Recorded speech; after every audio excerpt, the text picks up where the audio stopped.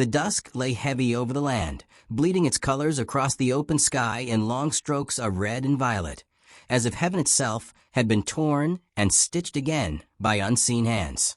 Dust rose with the evening wind, curling in the air like smoke from a dying fire. The town sat there at the edge of the desert, small and tired, its windows boarded and its streets mostly silent, a place where only whispers seemed to walk. A man rode into that silence with the weary weight of someone who had traveled too far, his horse dragging slow, each hoof step stirring up the road's pale dust.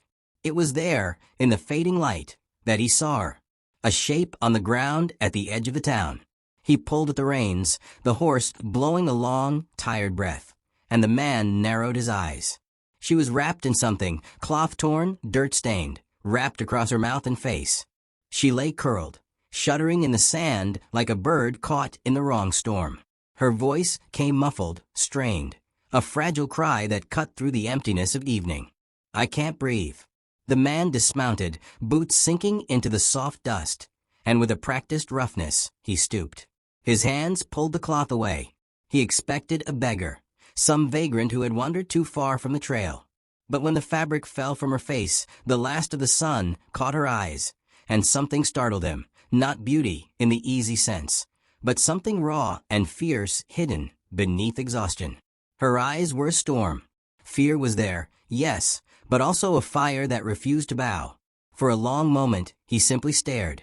She gasped, air rushing into her chest, her body shaking with the relief of it.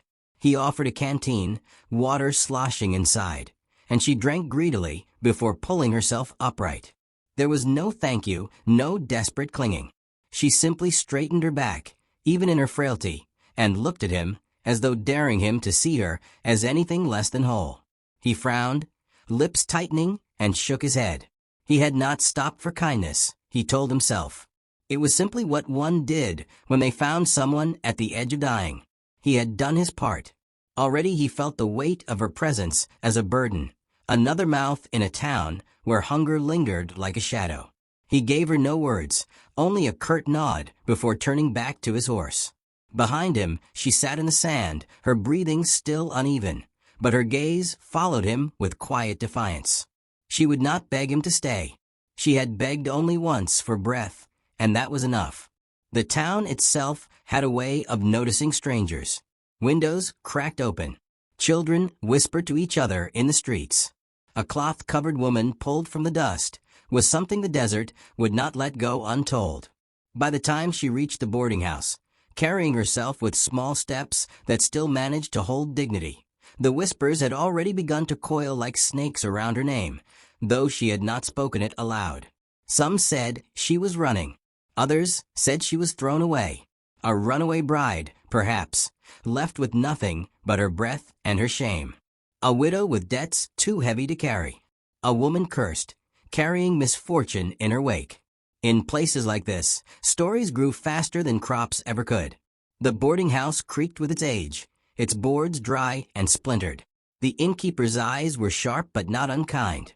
She gave the woman a room without asking questions, though the air was thick with things unsaid. The cloth that had nearly taken her life lay folded on the table beside the bed that night. She stared at it, fingers brushing the coarse fibers. It no longer strangled her, but it held its own power still, proof of the fight she had already survived. She left it there, like a memory she could not yet decide whether to keep or burn. The man who had pulled it from her face did not think of her again that evening. He sat in the saloon, glass in hand, listening to the off-key piano notes and the chatter of men who measured worth by cattle and coin. When someone mentioned the woman, he said little. He had no interest in mysteries carried in on the wind. His heart was a cold thing, armored by years of disappointment, and he preferred it that way. He had done what was required, nothing more. In his mind, she was already someone else's story, not his. Yet outside, under the lamp glow of the main street, her presence shifted the air of the town. She walked slowly, her body still weary, but her chin lifted, her step steady. Men turned to look, women leaned to whisper, but she did not bow her head. She carried her silence like armor, refusing to let it weigh her down. Night deepened, stars scattering across the wide sky, and still, the desert seemed to hold its breath. In the quiet of her small room, she sat by the window, watching the wind stir the dust until it swirled in pale ribbons across the street. She thought of the cloth again, of the suffocating weight of it, and of the man's hands pulling it away. There had been no tenderness in the gesture, no warmth in his eyes. But she was alive because of it. She whispered into the night, not a prayer, but a promise to herself. She had come this far. She would not break now. In another part of town, the man lay restless in his bed, though he would not admit why. Something about her eyes had followed him into sleep, storm-filled, unyielding. He tried to push the memory aside, but it lingered like a shadow that would not leave. Still, he told himself, it meant nothing. By morning, the town would remember her differently.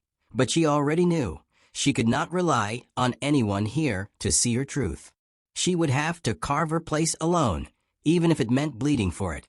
And so the cloth remained, folded beside her bed, a silent witness to the breath she had fought to take, and to the fire she would need to keep burning in the days yet to come. The desert has a way of testing its people.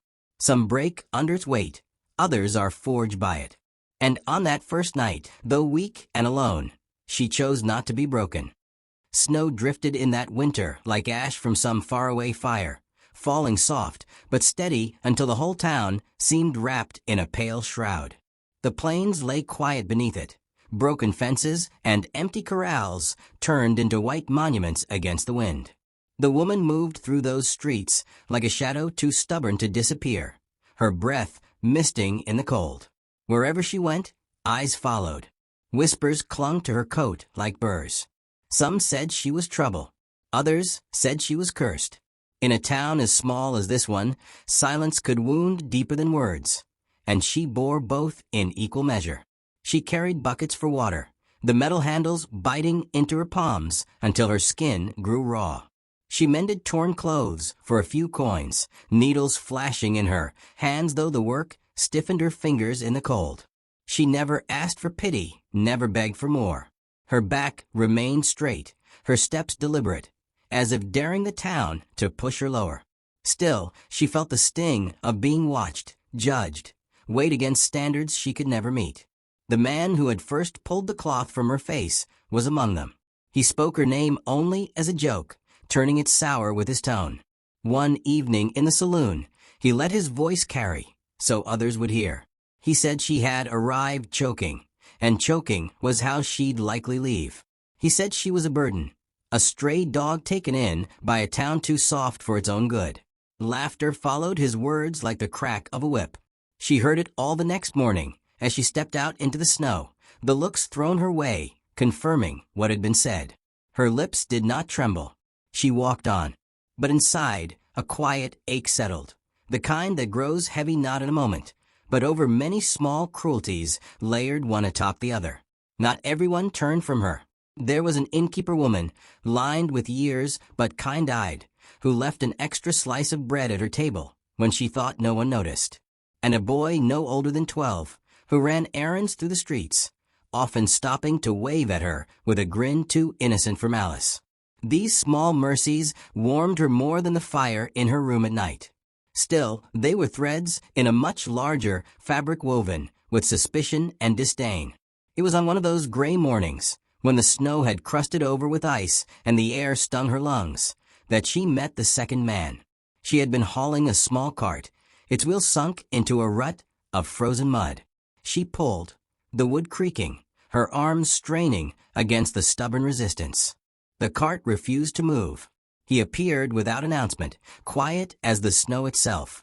A tall man with calloused hands and tired eyes, dressed in the simple layers of a rancher who worked more than he spoke.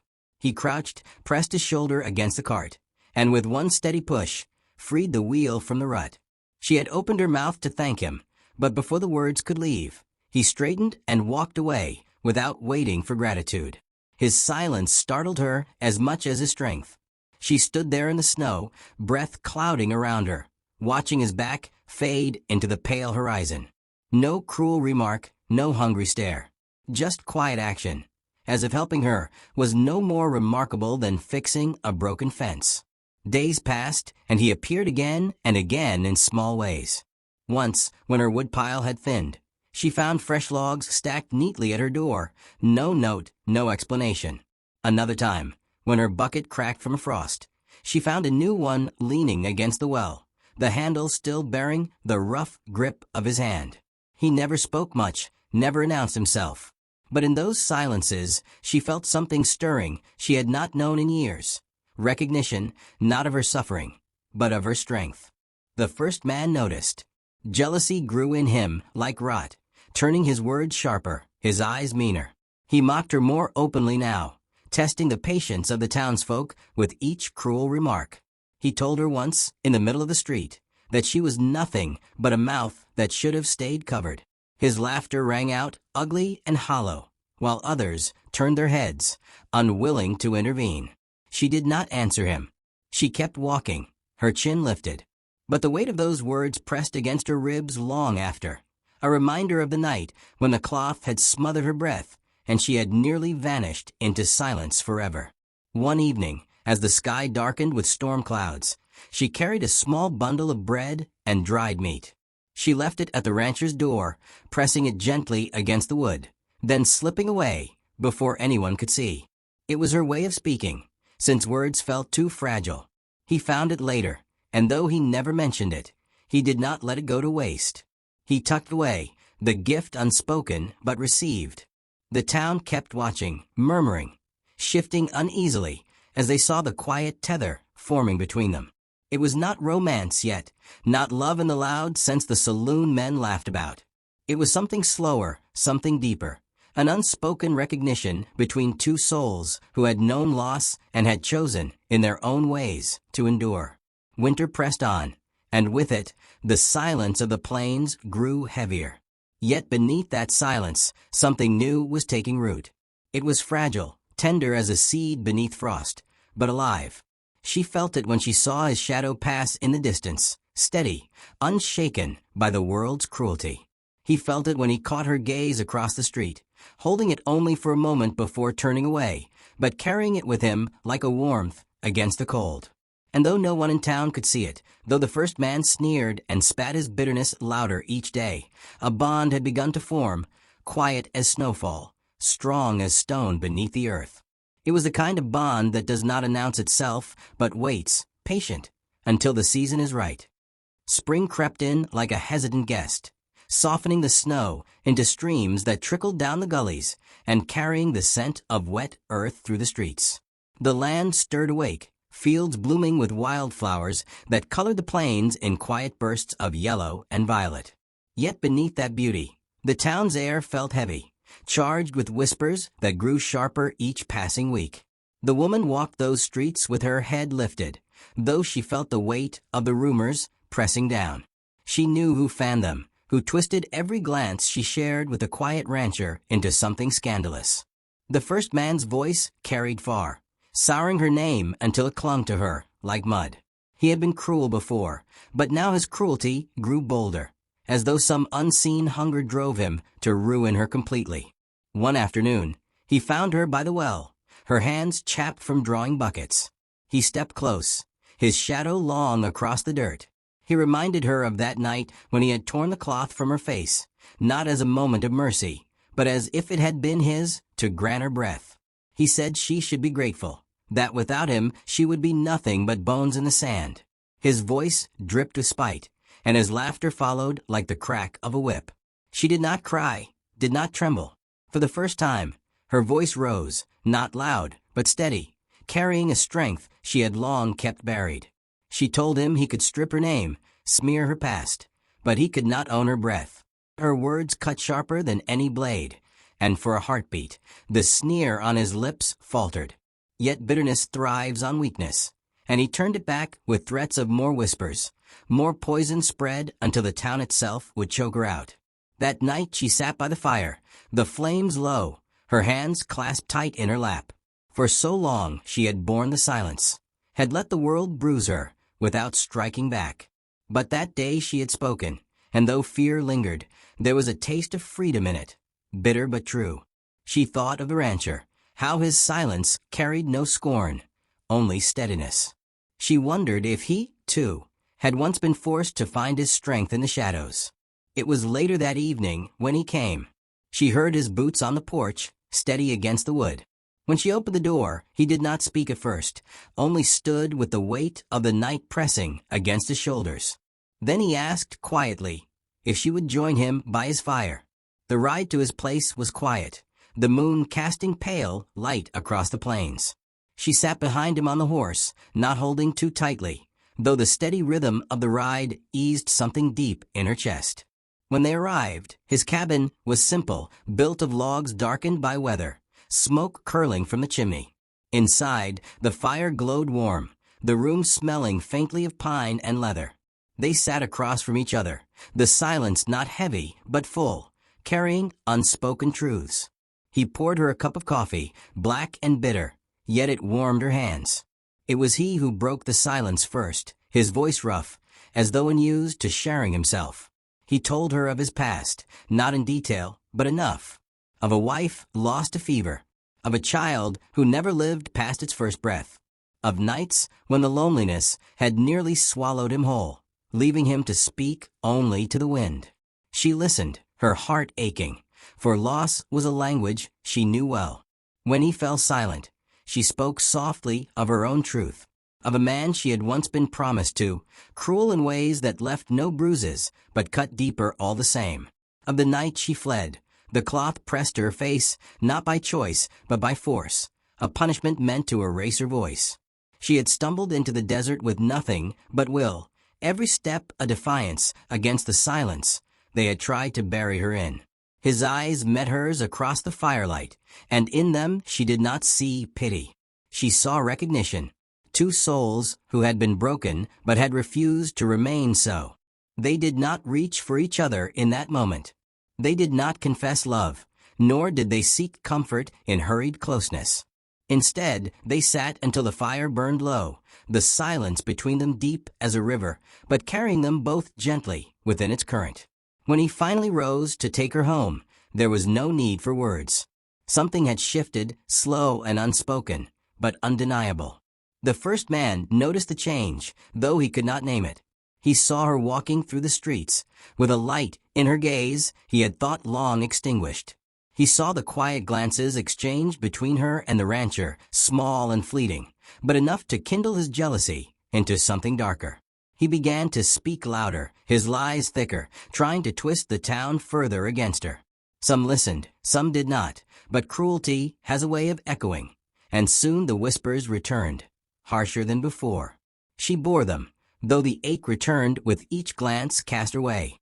Yet now, when she lifted her eyes, she found strength in the thought of the fire's glow, of his steady voice, of the way he saw her not as ruined, but as whole. That strength grew, quiet but firm, even as the storm gathered. And the storm did gather, rising in the heart of the first man, who vowed to see them both undone. His bitterness spread through the town like smoke, curling into every corner, until even those who had once remained silent began to watch her with unease. He would not let her breathe freely. He would see to it that the cloth returned, if not in her hands, then in the weight of the world's judgment. But the woman no longer walked alone in spirit, and though the days ahead promised a reckoning, she knew she would face it differently than before. This time, she would not choke in silence. This time, her voice would rise steady, carrying the fire she had kept hidden for too long. The sun rose pale that morning, its light veiled by a sky swollen with storm clouds. The town gathered in the square, drawn by rumor as much as by the promise of spectacle.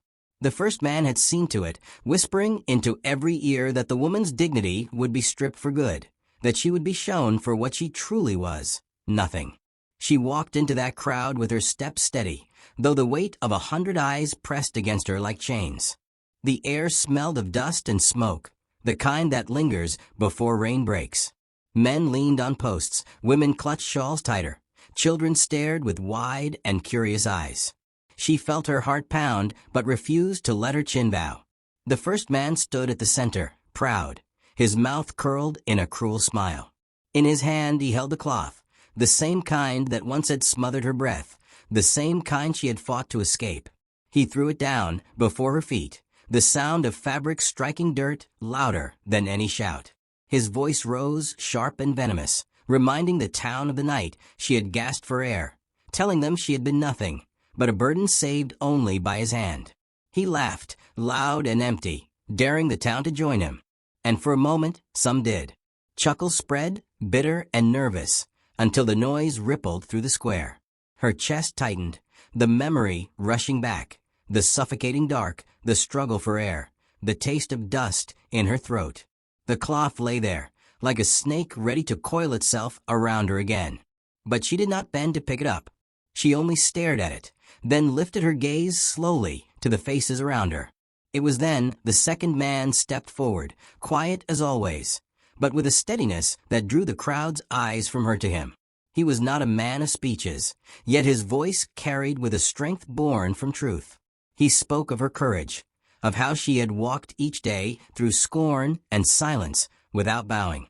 He told them she was no burden, but a woman who had faced cruelty most could not imagine and still carried herself with grace. He said she was more honest, more whole, than any who dared laugh at her pain. The laughter died. The square fell into silence, broken only by the restless shuffle of boots against the dirt. The first man's sneer faltered, his power dimming in the face of words that could not be twisted.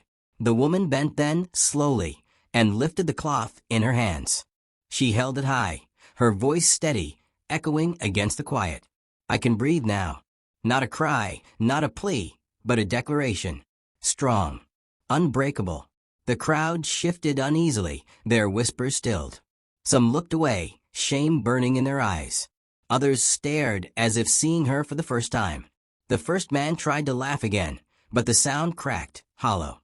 His cruelty, once a fire that fed on silence, had been smothered by truth. He looked smaller then, his shoulders drawn in, his eyes darting like a cornered animal. The woman let the cloth fall once more, but this time not as a shroud. It struck the dirt like a banner, no longer a symbol of weakness, but of survival. The second man stood beside her, not claiming her, not shielding her, but standing as her equal. Together they turned from the square, leaving the weight of judgment behind. The storm broke that night.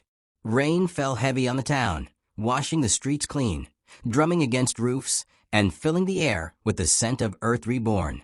In the quiet after, the cloth was found tied to a fence post at the edge of town, fluttering in the wind like a flag of defiance, no longer a memory of suffocation, but a marker of freedom.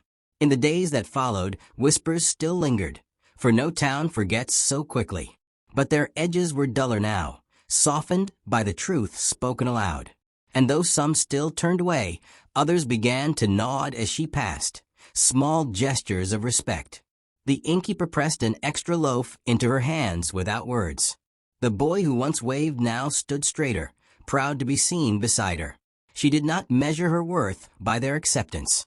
She had learned it long before, that survival was its own proof, that dignity lived not in others' eyes, but in her own breath.